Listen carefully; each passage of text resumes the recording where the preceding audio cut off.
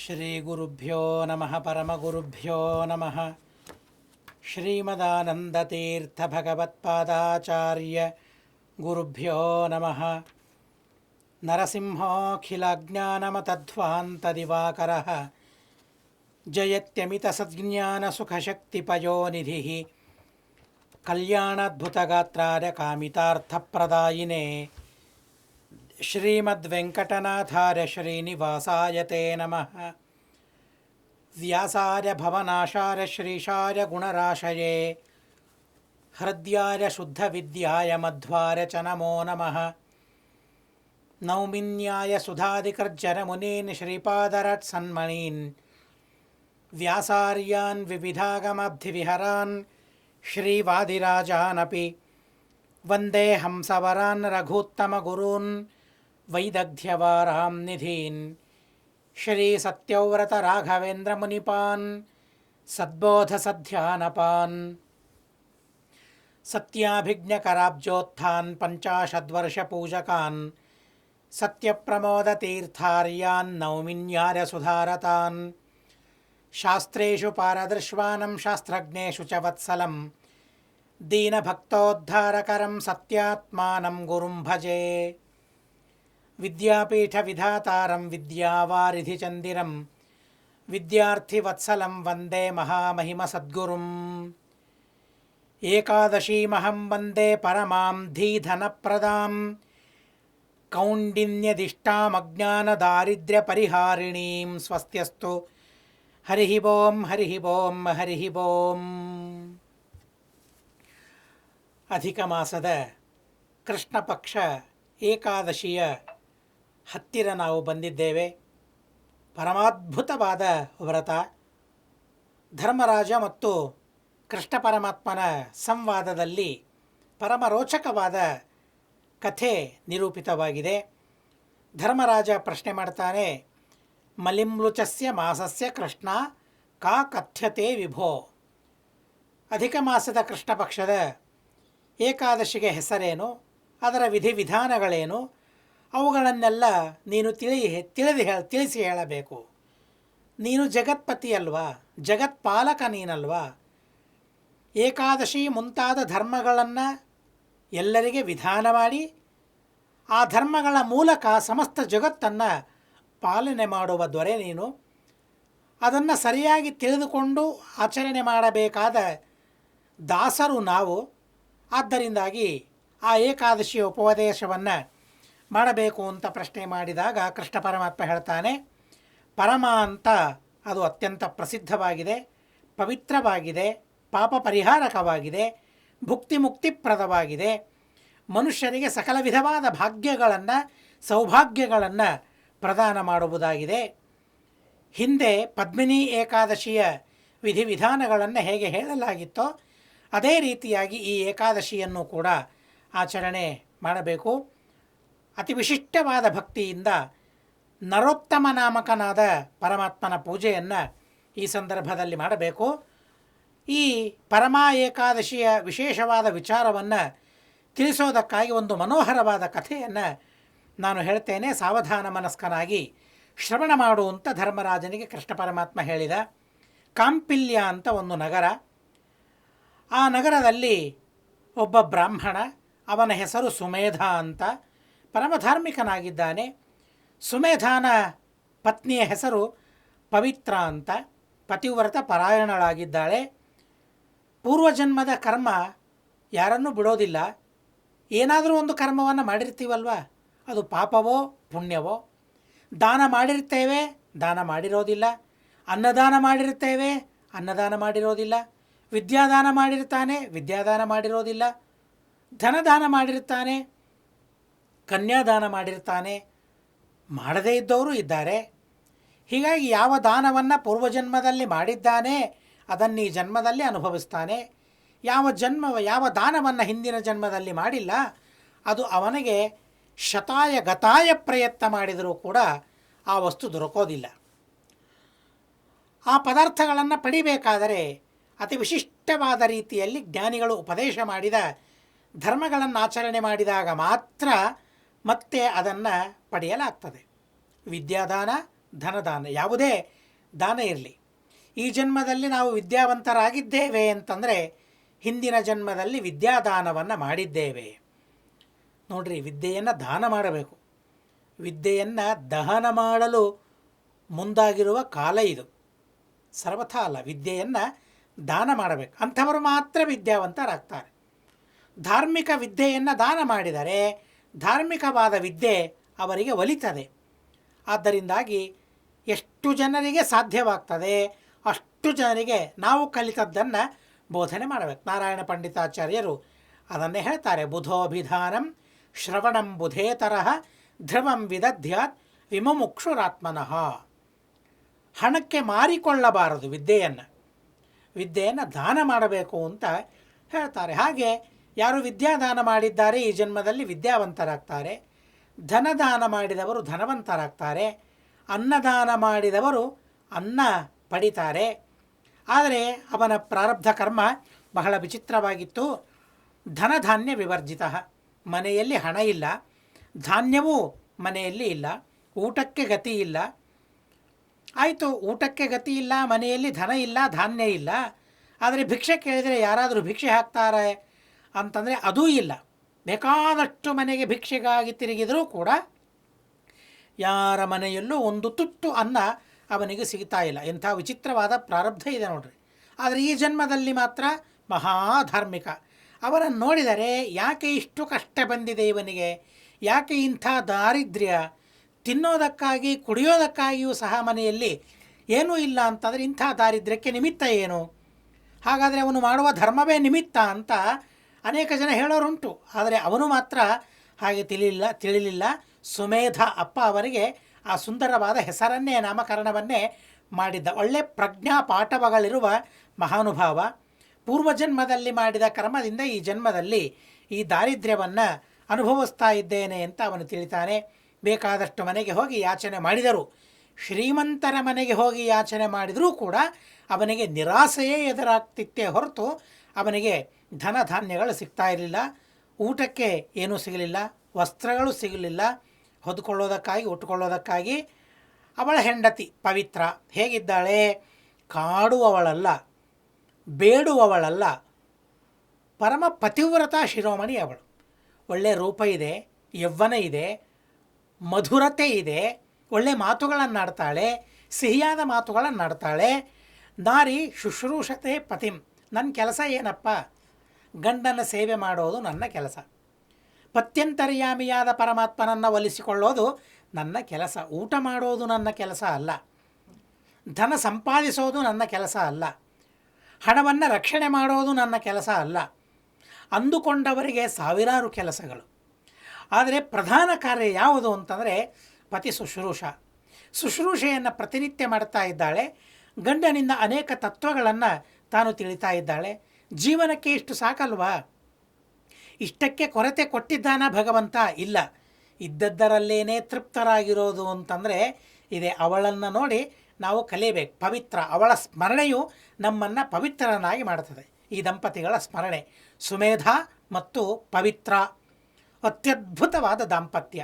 ಹಾಗೆ ಗಂಡನ ಸೇವೆಯನ್ನು ಮಾಡ್ತಾ ಇದ್ದಾಳೆ. ಬಂದ ಅತಿಥಿಗಳು, ಪ್ರತಿನಿತ್ಯ ಅತಿಥಿಗಳು ಬರಬೇಕು. ಅತಿಥಿಗಳಿಗೆ ಭೋಜನವನ್ನು ಹಾಕಬೇಕು. ತಾನು ಹಸಿದಿರ್ತಾಳೆ, ಆದರೆ ಬಂದವರಿಗೆ ಮಾತ್ರ ಅವರ ಹೊಟ್ಟೆ ತುಂಬಿಸಿ ಕಳಿಸ್ತಾಳೆ. ಈ ರೀತಿಯಾಗಿ ಅವಳಿದ್ದಾಳೆ. ತಿಷ್ಠತ್ತೇವ ವಿಶಾಲಾಕ್ಷಿ ಅಮ್ಲಾನ ಮುಖ ಪಂಕಜ. ಇಷ್ಟಿದ್ರೂ ಕೂಡ ಅವಳ ಮುಖ ಬಾಡಿರಲಿಲ್ವಂತೆ, ಎಂದಿಗೂ ದುಃಖದಿಂದ ಬಾಡಲಿಲ್ಲ, ಅಮ್ಲಾನವಾಗಲಿಲ್ಲ. ಅಷ್ಟು ಸಂತೋಷದಿಂದ ಖುಷಿಯಿಂದ ಆ ಪವಿತ್ರ ಹೆಣ್ಣು ಮಗಳು, ಪತಿವ್ರತಾ ಸ್ತ್ರೀ ಹಾಗೆ ಇದ್ದಾಳೆ. ಎಂದೆಂದಿಗೂ ಗಂಡನ ನಿಂದೆ ಮಾಡಲಿಲ್ಲ. ಯಾಕಿದ್ದೀರಿ ಮನೆಯಲ್ಲಿ? ಒಬ್ಬ ಹೆಣ್ಣು ಮಗಳನ್ನು ನೋಡ್ಕೊಳ್ಳಿಕ್ಕಾಗೋದಿಲ್ಲ, ನಮಗೆ ಮಕ್ಕಳನ್ನು ನೋಡ್ಕೊಳ್ಳಿಕ್ಕಾಗೋದಿಲ್ಲ, ಯಾಕಿರಬೇಕು ಮನೆಯಲ್ಲಿ ಅಂತ ಹೇಳಿ ಒಂದು ದಿವಸ ಚುಚ್ಚು ಮಾತುಗಳನ್ನು ಅವಳು ಆಡಲಿಲ್ಲ. ನ ಭರ್ತಾರಂ ಕ್ವಚಿಚ್ಚೈವ ನಾಸ್ತ್ಯನ್ನಮಿತಿ ಭಾಷತೆ. ಮನೆಯಲ್ಲಿ ಅನ್ನ ಇಲ್ಲ ಅಂತ ಅವಳನ್ನೋದಿಲ್ಲ. ತಿನ್ನೋದಕ್ಕಾಗಿ ಅನ್ನ ಇಲ್ಲ, ಉಣ್ಣೋದಕ್ಕಾಗಿ ಗತಿ ನಮಗಿಲ್ಲ. ಎಂಥ ಗಂಡ ನೀವು, ಎಂಥ ಪತಿ ನೀವು? ಎಂದಿಗೂ ನಿಂದಾತ್ಮಕವಾದ ಮಾತುಗಳನ್ನು ಅವಳು ಆಡಲೇ ಇಲ್ಲ. ಅದೇ ರೀತಿಯಾಗಿ ತನಗೇನಿದೆ ಇದ್ದದ್ದರಲ್ಲಿ ಏನೇ ತನ್ನ ದೇಹದ ಪೋಷಣೆಯನ್ನು ಮಾಡಿಕೊಳ್ತಾ ಇದ್ದಾಳೆ, ಹಾಗೂ ಗಂಡನ ಪೋಷಣೆಯನ್ನು ಮಾಡ್ತಾ ಇದ್ದಾಳೆ. ವಿಚಾರ್ಯ ಬ್ರಾಹ್ಮಣಶ್ಚಿತ್ತೆ ಭಾರ್ಯಾಯ ಪ್ರೇಮ ಬಂಧನಂ. ಏನೂ ಇಲ್ಲದೇ ಇದ್ದಾಗಲೂ ಕೂಡ ಹೆಂಡತಿ ಇಷ್ಟು ಪ್ರೀತಿಯನ್ನು ತೋರಿಸ್ತಾ ಇದ್ದಾಳೆ ಅಂದರೆ ಹೆಂಡತಿಗೆ ಬೇಕಾದದ್ದೇನು?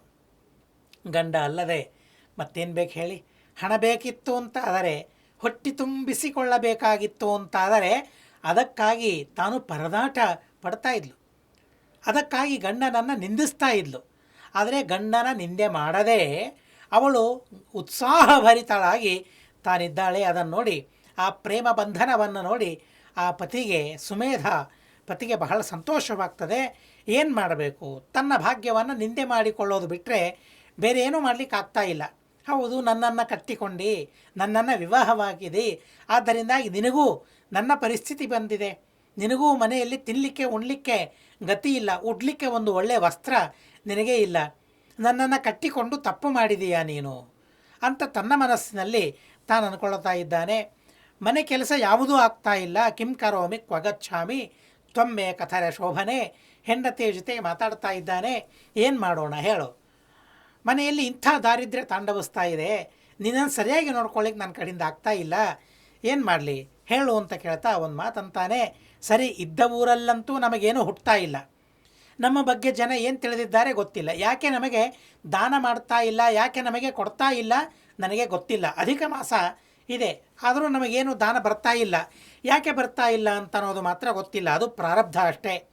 ಆದ್ದರಿಂದ ಈ ಊರಲ್ಲಿ ನನಗೇನೂ ಸಿಗ್ತಾ ಇಲ್ಲ, ಆದ್ದರಿಂದಾಗಿ ಪರದೇಶಕ್ಕೆ ಹೋಗ್ತೇನೆ, ಹೊರಗಿನ ಊರಿಗೆ ಹೋಗಿ ಅಲ್ಲಿ ಇಲ್ಲಿ ಭಿಕ್ಷೆ ಬೇಡಿ ಏನಾದರೂ ತರ್ತೇನೆ, ಅದಕ್ಕಾಗಿ ಅನುಮತಿಯನ್ನು ಕೊಡು ಅಂತ ಹೆಂಡತಿಗೆ ಕೇಳ್ತಾನೆ. ಉದ್ಯಮ ಮಾಡಬೇಕು, ಪ್ರಯತ್ನ ಮಾಡಲೇಬೇಕು, ಪ್ರಯತ್ನ ಮಾಡಿ ಪೋಷಣೆ ಮಾಡಲೇಬೇಕು ಪೋಷ್ಯವರ್ಗವನ್ನು. ಹೆಂಡತಿಯನ್ನು ಪೋಷಣೆ ಮಾಡದೇ ಇದ್ದರೆ ಗಂಡ ಇದ್ದೇನು ಪ್ರಯೋಜನ? ಆದ್ದರಿಂದಾಗಿ ನಿನ್ನ ಪೋಷಣೆಗಾಗಿ ನಾನು ಹಣವನ್ನು ತರ್ತೇನೆ, ಆದ್ದರಿಂದಾಗಿ ಬೇರೆ ಊರಿಗೆ ಹೋಗಬೇಕು, ಈ ಊರಲ್ಲಿ ನಮಗೆ ಸಿಗ್ತಾ ಇಲ್ಲ, ಪ್ರಯತ್ನವನ್ನಂತೂ ಮಾಡಲೇಬೇಕು. ನೋಡ್ರಿ, ಆ ಬ್ರಾಹ್ಮಣ ಅಷ್ಟು ದರಿದ್ರನಾಗಿದ್ದಾನೆ, ವಿದ್ಯಾಸಂಪನ್ನನಾಗಿದ್ದಾನೆ, ಆದರೂ ವಾಸ್ತವಿಕತೆಯನ್ನು ಎಷ್ಟು ಚೆನ್ನಾಗಿ ಅವನು ತಿಳಿದಿದ್ದಾನೆ ಅದನ್ನು ನಾವು ಅರ್ಥ ಮಾಡಿಕೊಳ್ಳಬೇಕು. ಉದ್ಯಮೇನ ವಿನಾಸಿದ್ಧಿ ಕರ್ಮಣಾಂ ನೋಪಲಭ್ಯತೆ ತಸ್ಮಾತ್ ಬುಧಃ ಪ್ರಶಂಸಂತಿ ಸರ್ವಥೈವ ಶುಭೋದ್ಯಮಂ.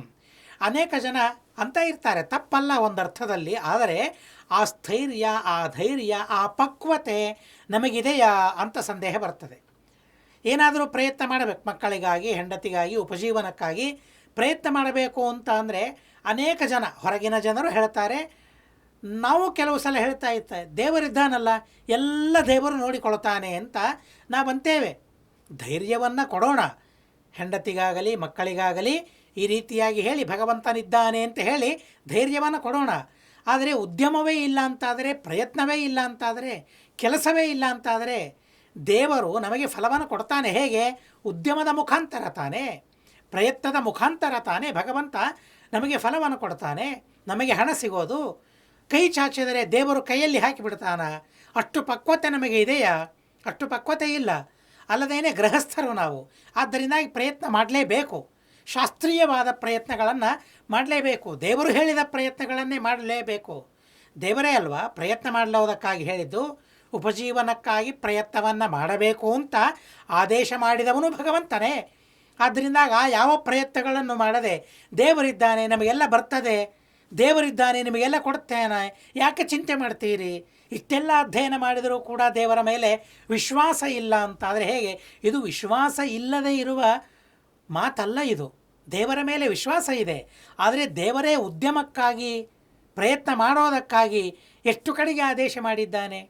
ತ್ರೀಣಿ ಕರ್ಮಾಣಿ ಜೀವಿಕ, ದೇವರೇ ಹೇಳಿದ್ದಾನಲ್ವ, ದಾನವನ್ನು ಸ್ವೀಕಾರ ಮಾಡಬೇಕು, ಯಜ್ಞಯಾಗಾದಿಗಳನ್ನು ಮಾಡಿಸ್ಬೇಕು, ಅಧ್ಯಯನವನ್ನು ಮಾಡಿಸ್ಬೇಕು, ಈ 3 ವೃತ್ತಿಗಳಿಂದ ಉಪಜೀವನವನ್ನು ಮಾಡಬೇಕು ಅಂತ ಭಗವಂತನೇ ಅವರವರಿಗೆ ಆಯಾ ವೃತ್ತಿಯನ್ನು ಕಲ್ಪಿಸಿಕೊಟ್ಟಾಗ, ಆಯಾ ವೃತ್ತಿಗಳನ್ನು ವಿಧಾನ ಮಾಡಿದಾಗ, ಮತ್ತು ದೇವರೇ ಇದ್ದಾನೆ, ದೇವರೇ ವಿಧಾನ ಮಾಡಿದ್ದಾನೆ ಅಂದಮೇಲೆ ಆ ವೃತ್ತಿಯಲ್ಲಿ ಪ್ರಯತ್ನ ಮಾಡ್ತಾ ಯಾಕೆ ಹಣವನ್ನು ಗಳಿಸಿದರೆ ತಪ್ಪ, ಉಪಜೀವನ ಮಾಡಿದರೆ ತಪ್ಪ ಅಲ್ಲ, ಅದು ತಪ್ಪಲ್ಲ, ಅದೊಂದು ದೇವರ ಆರಾಧನೆಯೂ ಆಗಿಬಿಡುತ್ತದೆ. ಆದ್ದರಿಂದ ಈ ಬ್ರಾಹ್ಮಣ ಸ್ವಾಭಾವಿಕವಾಗಿ ವಾಸ್ತವಿಕವಾಗಿ ಆಲೋಚನೆ ಮಾಡ್ತಾ ಇದ್ದಾನೆ. ಅಂಥ ಮಹಾನುಭಾವನಾದರೂ ಕೂಡ ಅವನ ಆಲೋಚನೆ ಮಾಡ್ತಾ ಇದ್ದಾನೆ.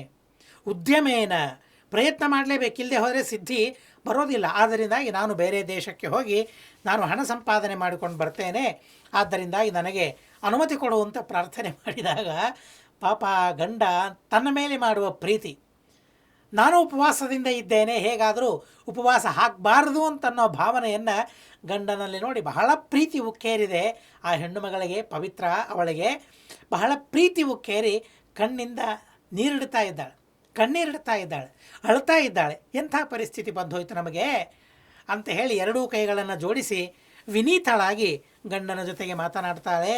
ತ್ವತ್ತೋ ನಾಸ್ತಿ ಸುವಿಜ್ಞಾತ ತ್ವಯಾಜ್ಞಪ್ತ ಬ್ರವೀಮ್ಯಹಂ ಹಿತೈಷಿಣೋ ನರಬ್ರೂಯು ಶಶ್ವದಾಪದ್ಗತ ಅಪಿ. ಸ್ವಾಮಿ, ನಿಮ್ಮ ಹೊರತಾಗಿ ನನಗೆ ಯಾರೂ ಇಲ್ಲ. ಅತ್ತೆ ಇಲ್ಲ, ಮಾವ ಇಲ್ಲ, ಅಪ್ಪ ಇಲ್ಲ, ಅಮ್ಮ ಇಲ್ಲ, ಬಂಧು ಬಳಗ ಇಲ್ಲ, ಯಾರೂ ನನಗೆ ಇಲ್ಲ, ಎಲ್ಲವೂ ನೀವೇ ಆಗಿದ್ದೀರಿ. ನಿಮ್ಮನ್ನು ಬಿಟ್ಟು ನಾನು ಹೇಗೆ ಇರಲಿ? ನಮಗೆ ಹಣ ಇಲ್ಲ, ನಮಗೆ ತಿನ್ನೋದಕ್ಕಾಗಿ ಇಲ್ಲ ಅಂತಂದರೆ ಹಿಂದಿನ ಜನ್ಮದಲ್ಲಿ ನಾವು ದಾನ ಮಾಡಿಲ್ಲ, ದ್ರವ್ಯವನ್ನು ದಾನ ಮಾಡಿಲ್ಲ, ಯಾರಿಗೂ ದಕ್ಷಿಣೆ ಕೊಟ್ಟಿಲ್ಲ, ಯಾರಿಗೂ ಅನ್ನದಾನವನ್ನು ಮಾಡಿಲ್ಲ. ಆದ್ದರಿಂದಾಗಿ ಈ ಜನ್ಮದಲ್ಲಿ ಅದನ್ನು ನಾವು ಅನುಭವಿಸ್ತಾ ಇದ್ದೇವೆ. ಯಾವ ಊರಿಗೆ ಹೋದರೆ ಏನು? ದಾಸರು ಹೇಳ್ತಾರಲ್ಲ, ಊರು ಬಿಟ್ಟು ಪರ ಊರಿಗೆ ಹೋದರೆ ಪ್ರಾರಬ್ಧವೂ ಬೇರಾದೀತೆ. ಬೇರಾಗಲಿಕ್ಕೆ ಸಾಧ್ಯವಿದೆಯಾ? ಇಲ್ಲ. ಆದ್ದರಿಂದಾಗಿ ನನ್ನ ಕಣ್ಣೆದುರಿಗೇನೆ ನೀವಿರಿ, ನಮಗೇನು ಬರ್ತದೆ ಇದ್ದದ್ದರಲ್ಲೇಯೇ ನಾವಿಬ್ಬರೂ ಸುಖವಾಗಿ ಆರಾಮವಾಗಿ ಹೀಗೆ ಪ್ರೀತಿಯಿಂದ ಸಂತೋಷವಾಗಿ ನಾವಿರೋಣ ಅಂತ ಹೇಳ್ತಾಳೆ. ನಾವು ವಿದ್ಯಾದಾನ ಮಾಡಿಲ್ಲ ಅಂದರೆ ನಮಗೆ ವಿದ್ಯೆ ಬರಲಿಕ್ಕೆ ಸಾಧ್ಯವಿಲ್ಲ. ಸತ್ಪಾತ್ರರ ಕರೆ ದತ್ತಂ ಸ್ವಲ್ಪಂ ಭೂರ್ಯಪಿ ಸದ್ಧನಂ ಯಹದೇಶೇ ಪರೇವಾಪಿ ದತ್ತಂ ಸರ್ವತ್ರ ಲಭ್ಯತೆ. ಸರಿ, ಈ ದೇಶದಲ್ಲೇ ಆಗಲಿ ಪರದೇಶದಲ್ಲಾಗಲಿ ಎಲ್ಲೋ ನಮಗೆ ಸ್ವಲ್ಪ ಹಣ ಬರ್ತದೆ, ನಮಗೆ ಲಾಭವಾಗ್ತದೆ ಅಂತಾದರೆ ಪೂರ್ವಜನ್ಮದಲ್ಲಿ ನಾವು ದಾನ ಮಾಡಿದರೆ ಮಾತ್ರ ಎಲ್ಲಿಯಾದರೂ ನಮಗೆ ಸಿಗ್ತದೆ, ಎಲ್ಲಿದ್ದರೂ ಸಿಗ್ತದೆ. ದಾನ ಮಾಡಿಲ್ಲ ಅಂತಾದರೆ ಎಲ್ಲಿಗೆ ಹೋದರೆ ಏನು? ಸಿಗೋದೇ ಇಲ್ಲ. ಆದ್ದರಿಂದಾಗಿ ಎಲ್ಲಿಗೆ ಹೋಗೋದು ಬೇಡ, ಇಲ್ಲೇ ತಾವಿರಬೇಕು ಅಂತ ಹೇಳ್ತಾರೆ. ಯಹದೇಶೇ ಪರೇವಾಪಿ ದತ್ತಂ ಸರ್ವತ್ರ ಲಭ್ಯತೆ ಅನ್ನ ಮಾತ್ರಂತ ವಿಶ್ವೇಶಃ ವಿನಾ ದತ್ತಂ ನ ಯಚ್ಛತಿ. ನಾವು ಪೂರ್ವಜನ್ಮದಲ್ಲಿ ಅನ್ನದಾನ ಮಾಡಿಲ್ಲ ಅಂತಾದರೆ ಅನ್ನವೂ ನಮಗೆ ಹುಟ್ಟೋದಿಲ್ಲ. ಅಂಥ ಪರಿಸ್ಥಿತಿಯನ್ನು ಭಗವಂತ ಕೊಡ್ತಾನೆ ನಮ್ಮ ಕರ್ಮಕ್ಕೆ ಅನುಗುಣವಾಗಿ. ಆದ್ದರಿಂದಾಗಿ ಇಲ್ಲೇ ತಾವಿರಬೇಕು. ಭವತಾಮಯ ಭವದ್ವಿನಾ ನತಿಷ್ಠಾಮಿ ಕ್ಷಣ ಮಾತ್ರ ಮಹಾಮುನಿ ಅಂತ ಸಂಬೋಧನೆ ಮಾಡಿ ಅವರಿಗೆ ಹೇಳ್ತಾ ನೋಡ್ರಿ, ಎಂಥ ಮುನಿಗಳವರು ಅಂತ ನಾವು ಕಾಣಬೇಕು. ಅಂಥ ಮಹಾಮುನಿಗಳಿಗೂ ಕೂಡ ಅವರ ಮನೆಯಲ್ಲಿ ಊಟ ಮಾಡೋದಕ್ಕಾಗಿ ಗತಿ ಇಲ್ಲ.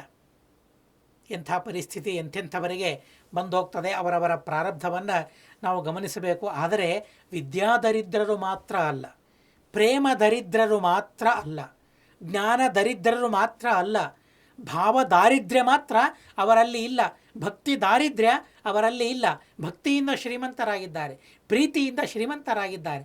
ಪರಸ್ಪರ ಒಬ್ಬರ ಜೊತೆಗೆ ಒಬ್ಬರು ಪ್ರೀತಿಯಿಂದ ಮಾತನಾಡುವಾಗ ಆ ಶ್ರೀಮಂತಿಕೆ ಏನು ಅಂತ ಗೊತ್ತಾಗ್ತದೆ. ಹಣ ಇಲ್ಲ, ಅನ್ನ ಇಲ್ಲ, ಯಾರಿಗೆ ಬೇಕ್ರಿ ಹಣ ಅನ್ನ? ಒಳ್ಳೆಯ ಮಾತುಗಳು ತಾನೇ, ಮನಸ್ಸನ್ನು ತುಂಬುವ ಮಾತುಗಳು, ಮನಸ್ಸನ್ನು ತುಂಬಿ ತುಳುಕಿಸುವ ಪ್ರೀತಿ ಅವಿದ್ದರೆ ಸಾಕಲ್ವಾ ಜೀವನದಲ್ಲಿ? ಹಣ ಕೊಟ್ಟರೆ ಬರ್ತದ? ಹಣವನ್ನು ಸಂಪಾದನೆ ಮಾಡಬಹುದು, ಪ್ರೀತಿಯನ್ನು ಸಂಪಾದನೆ ಮಾಡಲಿಕ್ಕೆ ಆಗ್ತದ? ಆಗೋದಿಲ್ಲ. ಹಿಂದಿನ ಜನ್ಮದಲ್ಲಿ ನಾವು ಪ್ರೀತಿಸಿದ್ದೇವೆ, ಹಿಂದಿನ ಜನ್ಮದಲ್ಲಿ ನಾವು ಸ್ನೇಹದಾನವನ್ನು ಮಾಡಿದ್ದೇವೆ, ಪ್ರೇಮದಾನವನ್ನು ಮಾಡಿದ್ದೇವೆ. ಆದ್ದರಿಂದಾಗ ನಾವಿಬ್ಬರು ಆ ಪ್ರೇಮ ಭೋಗವನ್ನು ಮಾಡ್ತಾ ಇದ್ದೇವೆ, ಪ್ರೇಮಾನ್ನವನ್ನು ನಾವು ಅನುಭವಿಸ್ತಾ ಇದ್ದೇವೆ, ಸಂತೋಷವಾಗಿ ನಾವಿದ್ದೇವೆ. ಇದು ಸಾಕಲ್ವಾ? ಈ ದಾನ ಮಾಡಿದರೆ ಸಾಕು. ಅನ್ನ ಧನ ಮಾಡಲೇಬೇಕು. ಅದನ್ನು ಮಾಡೋದರಿಂದ ಗೃಹಸ್ಥನಾಗಿದ್ದವನು ಧನವನ್ನು ಧಾನ್ಯವನ್ನು ಪಡಿತಾನೆ, ಅತಿಥಿ ಸತ್ಕಾರಗಳನ್ನು ಚೆನ್ನಾಗಿ ಮಾಡಲಿಕ್ಕಾಗ್ತದೆ. ಆದರೆ ಪ್ರಸ್ತುತ ಅಂತೂ ನಾವು ಪೂರ್ವಜನ್ಮದಲ್ಲಿ ಮಾಡಿಲ್ಲ, ನಾವು ಮಾಡಿದ್ದು ಪ್ರೇಮದಾನವನ್ನು ಮಾಡಿದ್ದೇವೆ, ಅದನ್ನು ಅನುಭವಿಸ್ತಾ ಇದ್ದೇವೆ, ಸಾಕು ಅಂತ ಅವನು ಅಂದ್ಕೊಳ್ತಾನೆ. ಭವತೋ ಭಾಗ್ಯಭೋಗೇನ ಪ್ರಾಪ್ತಿಶ್ಚಾತ್ರ ಭವಿಷ್ಯತಿ ಶ್ರುತ್ವಾ ತಸ್ಯಾಸ್ತು ವಚನಂ ಸ್ಥಿತಸ್ತತ್ರ ವಿಚಕ್ಷಣ. ಹೆಂಡತಿ ಹೇಳಿದಂತೆ ಅವನು ಕೇಳ, ನೀನ್ಯಾರು ಹೇಳೋಕಿ ಅಂತ ಅನ್ನಲಿಲ್ಲ. ಪರಸ್ಪರ ವಿಚಾರ ವಿನಿಮಯವನ್ನು ಮಾಡಿ ಯಾವುದು ಯೋಗ್ಯವೋ ಅಂಥ ಮಾತುಗಳನ್ನು ಸ್ವೀಕಾರ ಮಾಡಲೇಬೇಕು. ಹೀಗಾಗಿ ಹೆಂಡತಿಯನ್ನು ನೋಯಿಸುವ ಭಾವನೆ ಅವನದ್ದಿರಲಿಲ್ಲ. ಆದ್ದರಿಂದಾಗಿ ಹೆಂಡತಿ ಹೇಳಿದಂತೆ ಅಲ್ಲೇ ಇರಲಿಕ್ಕೆ ಸಿದ್ಧನಾಗ್ತಾನೆ. ಹೆಂಡತಿ ಒಂದು ಮಾತು ಹೇಳ್ತಾನೆ, ನಿಮ್ಮ ಪ್ರಾರಬ್ಧ ಇದ್ದರೆ ಇಲ್ಲಿಯೇ ನಮಗೆ ಸಿಗ್ತದೆ, ಇಲ್ಲಿಯೇ ನಮಗೆ ದೇವರು ಕೊಡ್ತಾನೆ, ಇಲ್ಲಿಯೇ ನಾವು ಪ್ರಯತ್ನವನ್ನು ಮಾಡೋಣ ಅಂತ ಅವಳು ಹೇಳಿದ್ದಾಳೆ. ಇದೇ ಸಂದರ್ಭದಲ್ಲಿ ಅವರ ಮನೆಗೆ ಕೌಂಡಿನ್ಯ ಋಷಿಗಳು ಬಂದಿದ್ದಾರೆ. ನೋಡಿರಿ, ದೇವರು ಹೇಗೆ ಕಳಿಸ್ತಾನೆ, ವಿಚಿತ್ರವಾದ ರೀತಿಯಲ್ಲಿ ಪರೀಕ್ಷೆ ಮಾಡ್ತಾನೆ. ಆ ಪರೀಕ್ಷೆಯಲ್ಲಿ ಉತ್ತೀರ್ಣರಾಗುವಂತೆ ಪರಮಾತ್ಮ ಮಾಡ್ತಾನೆ. ಅವರ ಆ ಮನೆಗೆ ಕೌಂಡಿನ್ಯರು ಬಂದಿದ್ದಾರೆ, ಮಹಾಮುನಿಗಳು, ಮುನಿಸತ್ತಮರು. ಅವರನ್ನು ನೋಡಿ ಬಹಳ ಸಂತೋಷವಾಗಿದೆ. ಹೃಷ್ಟ ಸುಮೇಧ ದ್ವಿಜಸತ್ತಮಃ, ಬ್ರಾಹ್ಮಣ ಶ್ರೇಷ್ಠ ಸುಮೇಧ ಅವರಿಗೆ ಆವಾಹನವನ್ನು ಮಾಡಿದ್ದಾನೆ. ಎಲ್ಲ ತರಹದ ಉಪಚಾರವನ್ನು ಅವರಿಗೆ ಸಮರ್ಪಣೆ ಮಾಡಿದ್ದಾನೆ. ತನ್ನ ಯೋಗ್ಯತೆಗೆ ತಕ್ಕಂತೆ ಆತಿಥ್ಯವನ್ನು ಅವರಿಗೆ ನೀಡಿದ್ದಾನೆ. ಆತಿಥ್ಯವನ್ನು ಮಾಡಿದ ಮೇಲೆ ಪವಿತ್ರ ದೇವಿ ಅವರ ಹತ್ತಿರ ಹೋಗಿ, ಕೌಂಡಿನ್ಯರ ಹತ್ತಿರ ಹೋಗಿ ತನ್ನ ಗೋಳು, ತನ್ನ ದುಃಖ ಅವುಗಳನ್ನೆಲ್ಲ ತೋಡಿಕೊಂಡಿದ್ದಾಳೆ. ವಿಧಾನೇನ ಪಪ್ರಚ್ಛ ಪ್ರಮದೋತ್ತಮ ವಿದ್ವನ್ ಕೇನ ಪ್ರಕಾರೇಣ ದಾರಿದ್ರ್ಯಸ್ಯ ಕ್ಷರೋ ಭವೇತ್. ದಾರಿದ್ರ್ಯ ಬಂದಿದೆ, ಆದರೆ ಇಷ್ಟು ದಾರಿದ್ರ್ಯವಿದೆ, ಧರ್ಮವನ್ನು ಮಾಡಲಿಕ್ಕಾಗೋದಿಲ್ಲ, ಧರ್ಮಕ್ಕೆ ಪ್ರತಿಬಂಧಕವಾಗುವಷ್ಟು ದಾರಿದ್ರ್ಯ ಇದೆ. ಮನೆಗೆ ಬಂದ ಅತಿಥಿಗಳಿಗೆ ಆತಿಥ್ಯವನ್ನು ಮಾಡಲಿಕ್ಕೂ ನಮ್ಮ ಕಡೆಯಿಂದ ಆಗ್ತಾ ಇಲ್ಲ. ಆದ್ದರಿಂದಾಗಿ ಗೃಹಸ್ಥರ ಕರ್ತವ್ಯಗಳನ್ನು ಪರಿಪಾಲನೆ ಮಾಡೋದಕ್ಕಾಗಿ ಎಷ್ಟು ಧನ ಬೇಕೋ, ಎಷ್ಟು ಧಾನ್ಯ ಬೇಕೋ ಅಂಥ ಧನ ಧಾನ್ಯ ಬೇಕು. ಆದ್ದರಿಂದಾಗಿ ದಾರಿದ್ರ್ಯದ ಪರಿಹಾರ ಆಗಬೇಕು. ಏನು ಮಾಡಿ ಆ ದಾರಿದ್ರ್ಯವನ್ನು ಪರಿಹಾರ ಮಾಡಿಕೊಳ್ಳಬೇಕು, ಉಪಾಯವನ್ನು ಹೇಳಬೇಕು ಅಂತ ಕೇಳಿದಾಗ, ಕಥಯಸ್ವ ಕೃಪಾಸಿಂಧೋ, ವ್ರತ ಇರಬಹುದು ಅಥವಾ ತೀರ್ಥ ಇರಬಹುದು, ತಪಸ್ಸು ಮುಂತಾದವುಗಳಿರಬಹುದು, ಅವುಗಳನ್ನು ನಮಗೆ ಹೇಳ್ರಿ ಅಂತ ಪ್ರಾರ್ಥನೆ ಮಾಡಿದಾಗ, ಎಲ್ಲ ಪಾಪಗಳನ್ನು ಪರಿಹಾರ ಮಾಡುವ, ದುಃಖ ದಾರಿದ್ರ್ಯವನ್ನು ನಾಶ ಮಾಡುವ ಒಂದು ವ್ರತವನ್ನು ಉಪದೇಶ ಮಾಡ್ತಾರೆ. ಅದೇ ಪರಮಾ ಏಕಾದಶಿ ವ್ರತ. ಅಧಿಕ ಮಾಸದಲ್ಲಿ ಮಾಡಬೇಕಾದ, ಕೃಷ್ಣ ಪಕ್ಷದಲ್ಲಿ ಮಾಡಬೇಕಾದ ಏಕಾದಶಿ ವ್ರತ. ಅದು ಭಗವಂತನ ತಿಥಿ. ಕೃಷ್ಣ ಭುಕ್ತಿ ಮುಕ್ತಿ ಫಲಪ್ರದ, ಈ ಲೋಕದಲ್ಲಿ ಭೋಗವನ್ನು ಕೊಡ್ತದೆ, ಆಮೇಲೆ ಮೋಕ್ಷವನ್ನು ಕೊಡುವಂತಹ ಅತ್ಯದ್ಭುತವಾದ ವ್ರತ. ಆ ವ್ರತವನ್ನು ನೀನು ಮಾಡು, ಧನಧಾನ್ಯದಿಂದ ನೀವು ಯುಕ್ತರಾಗ್ತೀರಿ. ಜಾಗರಣವನ್ನು ಮಾಡಬೇಕು, ಹಾಡುಗಳನ್ನು ಹಾಡಬೇಕು, ನೃತ್ಯಾದಿಗಳನ್ನು ಮಾಡಬೇಕು. ಈ ವ್ರತವನ್ನು, ಅಧಿಕ ಮಾಸದ ಈ ಕೃಷ್ಣ ಪಕ್ಷದ ಪರಮ ವ್ರತವನ್ನು ಹಿಂದಕ್ಕೆ ಕುಬೇರ ಮಾಡಿದ ಅಂತನ್ನೋದಕ್ಕಾಗಿ ಅಂಥ ಶೋಭನವಾದ ಐಶ್ವರ್ಯವನ್ನು ಕುಬೇರ ಪಡೆದಿದ್ದಾನೆ. ಅಲ್ಲದೇನೆ ತದಾಹೃಷ್ಟೇನ ರುದ್ರೇಣ ಧನಾನಾಮಧಿಪಕೃತಃ, ಆ ಕುಬೇರನನ್ನು ಧನಾಧಿಪತಿ ಅಂತ ರುದ್ರದೇವರು ಮಾಡಿದ್ದಾರೆ. ಅಂಥ ಐಶ್ವರ್ಯ ಅವರಿಗೆ ಬಂದು ಹೋಗಿಬಿಟ್ಟಿದೆ. ಹರಿಶ್ಚಂದ್ರ ಹೆಂಡತಿಯನ್ನು ಕಳ್ಕೊಂಡಿದ್ದಾನೆ, ಮಕ್ಕಳನ್ನು ಕಳ್ಕೊಂಡಿದ್ದಾನೆ. ಅಂಥ ಸಂದರ್ಭದಲ್ಲಿ ಈ ವ್ರತವನ್ನು ಮಾಡಿದ್ದಕ್ಕಾಗಿ ಮತ್ತೆ ಮಕ್ಕಳು, ಹೆಂಡತಿ, ಸಾಮ್ರಾಜ್ಯ ಎಲ್ಲವೂ ಕೂಡ ಅವನಿಗೆ ಮತ್ತೆ ಪ್ರಾಪ್ತವಾಗಿದೆ. ಆದ್ದರಿಂದ ಹೇ ವಿಶಾಲಾಕ್ಷಿ ಪವಿತ್ರೇ, ನೀನು ಈ ವ್ರತವನ್ನು ಮಾಡು. ನಿನ್ನ ಗಂಡನೂ ಈ ವ್ರತವನ್ನು ವಿಶೇಷವಾದ ರೀತಿಯಿಂದ ಮಾಡಬೇಕು. ನೀವೆಲ್ಲ ಏಕಾದಶಿ ಉಪವಾಸವನ್ನು ಮಾಡುವವರೇ, ಆದರೆ ಈಗ ನನ್ನ ಉಪದೇಶದಿಂದ ಇದನ್ನು ಮಾಡಿ ಅಂತ ಹೇಳ್ತಾರೆ. ಎಲ್ಲರೂ ಮಾಡುವವರೇ, ಆದರೆ ಉಪದೇಶದಿಂದ ಮಾಡಿದಾಗ ವಿಶೇಷವಾದ ಸಿದ್ಧಿ ಬರ್ತದೆ. ಮಹಾಸ್ವಾಮಿಗಳು ಮೈಸೂರು ಕ್ಷೇತ್ರದಲ್ಲಿ ಆ ಏಕಾದಶಿ ಉಪವಾಸವನ್ನು ಮಾಡುವ ಆದೇಶವನ್ನು ಮಾಡ್ತಾನೇ ಇದ್ದಾರೆ. ಹೀಗಾಗಿ ಅವರ ಆದೇಶಕ್ಕೆ ತಕ್ಕಂತೆ ನಾವು ಈ ವ್ರತವನ್ನು ಮಾಡಿದರೆ ಅತ್ಯದ್ಭುತವಾದ ಲಾಭ ನಮಗಾಗ್ತದೆ. ಆ ವಿಷಯದಲ್ಲಿ ಸರ್ವಥಾ ಸಂದೇಹವಿಲ್ಲ. ಈ ರೀತಿಯಾಗಿ ಅದರ ವಿಧಿವಿಧಾನವನ್ನೆಲ್ಲ ಹೇಳಬೇಕು ಅಂತಂದಾಗ ಒಂದು ವಿಶಿಷ್ಟವಾದ ವಿಧಿಯನ್ನು ಹೇಳ್ತಾನೆ. ಪರಮ ಏಕಾದಶಿ ಮಾಡಬೇಕು, ಕೃಷ್ಣ ಪಕ್ಷದಲ್ಲಿ ಏಕಾದಶಿ ವ್ರತವನ್ನು ಮಾಡಬೇಕು. ಮಾಡುವಾಗ 5 ದಿನದ ಒಂದು ವ್ರತವನ್ನು ಉಪದೇಶ ಮಾಡ್ತಾನೆ. ದಾರಿದ್ರ್ಯ ಪರಿಹಾರಕ್ಕಾಗಿ, ವಿಶೇಷವಾದ ವಿದ್ಯಾದ ಪ್ರಾಪ್ತಿಗಾಗಿ ಒಂದು ವಿಶಿಷ್ಟವಾದ 5 ದಿನದ 5 ರಾತ್ರಿಯ ನವರಾತ್ರಿ ಇದ್ದ ಹಾಗೆ ಪಂಚರಾತ್ರದ ಒಂದು ವ್ರತವನ್ನು, ಪಂಚರಾತ್ರಿ ಒಂದು ವ್ರತವನ್ನು ಹೇಳ್ತಾನೆ. ಬಹಳ ಆದರದಿಂದ ಆ ವ್ರತವನ್ನು ಮಾಡಬೇಕು.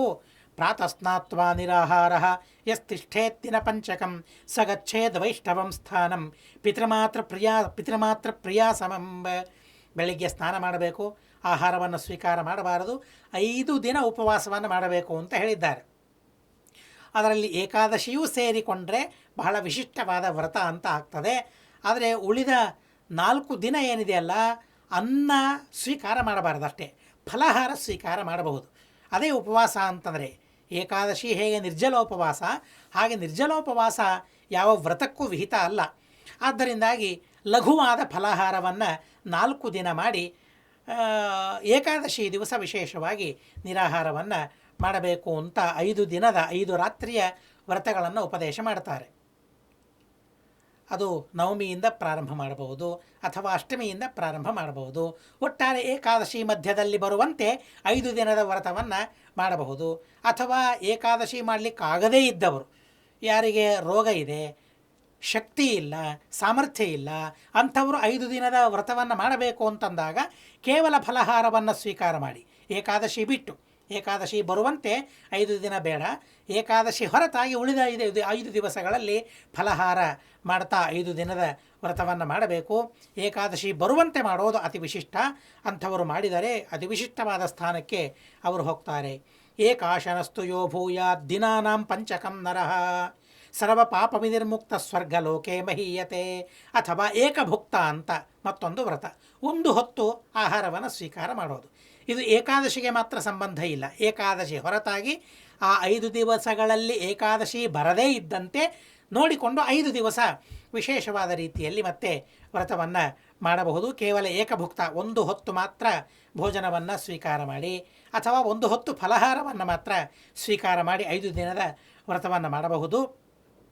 ಅಥವಾ ಮತ್ತೊಂದು ವ್ರತ ಇದೆ, 5 ದಿವಸಗಳ ತನಕ ಬ್ರಾಹ್ಮಣರ ಭೋಜನವನ್ನು ಮಾಡಿಸೋದು. ಸ್ನಾತ್ವಾಯೋ ಭೋಜನೆ ದ್ವಿಪ್ರಂ ದಿನಾನಾಂ ಪಂಚಕಂ ನರಃ. ಪಂಚರಾತ್ರ ವ್ರತ ಇದು ಬೇರೆ ಬೇರೆ ಬೇರೆ ಬೇರೆ ರೀತಿಯಾಗಿ ಇಲ್ಲಿ ಉಪದೇಶ ಮಾಡ್ತಾ ಇದ್ದಾರೆ ಕೌಂಡಿನ್ಯರು.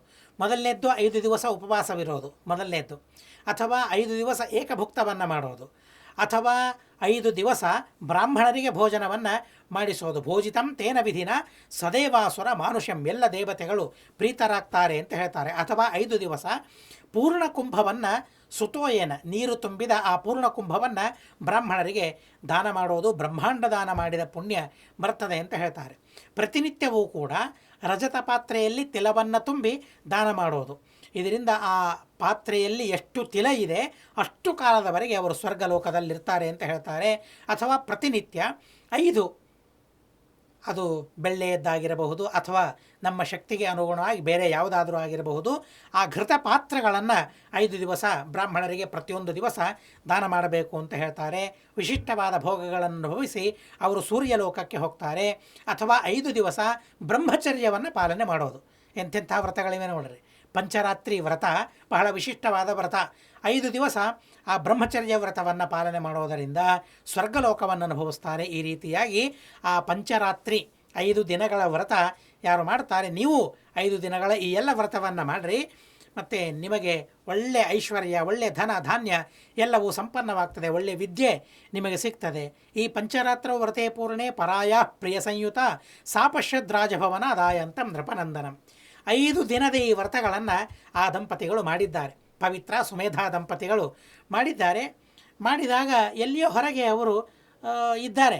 ಹೊರಗೆ ಇದ್ದಾಗ ಅಲ್ಲಿಯ ರಾಜನ ಮನೆಯಿಂದ, ರಾಜನ ಅರಮನೆಯಿಂದ ರಾಜ ಬರ್ತಾ ಇದ್ದಾನೆ. ಸಾಪಶ್ಯದ್ ರಾಜಭವನ ದಾಯಂತಂ ನೃಪನಂದನಂ. ರಾಜಕುಮಾರ ಆ ಮನೆಯಿಂದ ಬರ್ತಾ ಇದ್ದಾನೆ. ಬರುವ ರಾಜಕುಮಾರ ಸುಮೇಧ ಪವಿತ್ರ ದಂಪತಿಗಳನ್ನು ನೋಡಿದ್ದಾನೆ. ನೋಡಿದಾಗ ಅವರಿಗೇನೋ ದಾನ ಮಾಡಬೇಕು ಅಂತ ಅವನಿಗೆ ಅನಿಸಿದೆ. ನೋಡ್ರಿ, ವ್ರತದ ಪ್ರಭಾವ. 5 ದಿವಸ ವ್ರತ ಮಾಡಿದ, 6ನೇ ದಿವಸ ಆ ರಾಜಕುಮಾರನ ದರ್ಶನವಾಗಿದೆ. ರಾಜಕುಮಾರ ಸುಮ್ಮನೆ ಇರಲಿಲ್ಲ, ವಿಧಿನ ಪ್ರೇರಿತ, ವಿಧಿಯವನನ್ನು ಪ್ರೇರಣೆ ಮಾಡಿದೆ.